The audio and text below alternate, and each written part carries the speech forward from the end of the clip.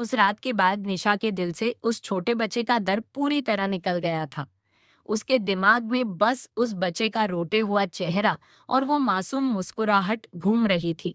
वो समझ गई थी कि इस भटकती हुई रूह को कोई नुकसान नहीं पहुंचाना, बल्कि यूज बस थोड़े से प्यार और अपनेपन की तलाश है। अगले 2 दिन तक घर में सब कुछ शांत रहा। दादी को लगा कि पाठ करवाने का असर हुआ है, इसलिए वो शादी की तैयारियों में फिर से बिजी हो गई। अमन भी अब थोड़ा सुकून में था, पर निशा की आंखों में अब एक नया सवाल था। आखिर ये बच्चा कौन है और इसके साथ क्या हुआ था? एक अनजानी डायरी। तीसरे दिन दोपहर को जब दादी और अमन बाजार शादी का बाकी बचा सामान लेने गए थे, निशा ने सोचा कि क्यों ना घर के उस हिस्से को देखा जाए जहां अभी तक कोई नहीं गया था। ऊपर वाले फ्लोर के आखिरी कोने में एक छोटा सा स्टोर रूम था, जिस पर एक पुराना तल लगा हुआ था। निशा ने किचन से पुरानी चाबियों का गुच्छा उठाया और स्टोर रूम का ताला खोल दिया। अंदर बहुत धूल और मिट्टी थी। वहां कुछ पुराना टूटा फूटा फर्नीचर और पुरानी किताबें रखी थी।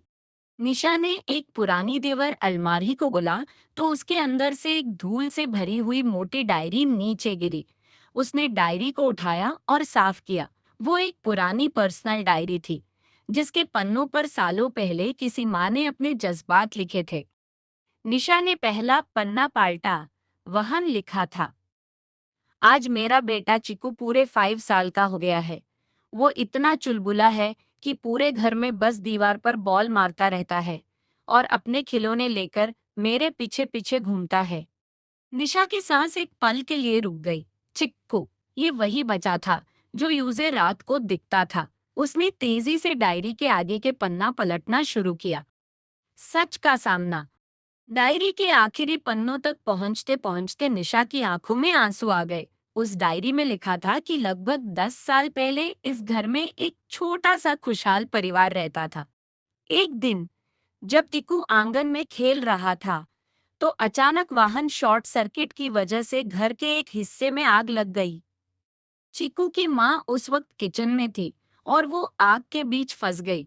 चिक्कू अपनी माँ को बचाने के लिए अंदर दौड़ा, पर आग इतनी भयानक थी कि दोनों ही उस हादसे का शिकार हो गए। डायरी के आखिरी पन्ने पर किसी रिश्तेदार ने बाद में लिखा था, माँ की रूह तो चली गई, पर मासूम चिक्कू अपनी माँ को ढूंढते ढूंढते आज भी शायद इसी घर के किसी कोने में भटक रहा है। निशा ने डायरी बंद की और उसने अपना हाथ अपने दिल पर रख लिया। उसे अब समझ आया कि चिकू रात को क्यों आता था। जब उसने पहली रात निशा को देखा, तो उस निशा में अपनी वही पुरानी माँ का चेहरा नजर आया था। वो किसी को डराना नहीं चाहता था। वो बस अपनी माँ की ममता के लिए तरस रहा है।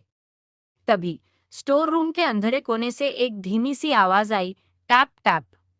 निशा ने पलट कर देखा। अंधेरे में चीकू खड़ा था। उसकी आंखों में इस बार डर नहीं, बल्कि एक उम्मीद थी, जैसे वो कह रहा हो, दीदी क्या आप मेरी माँ बनोगी?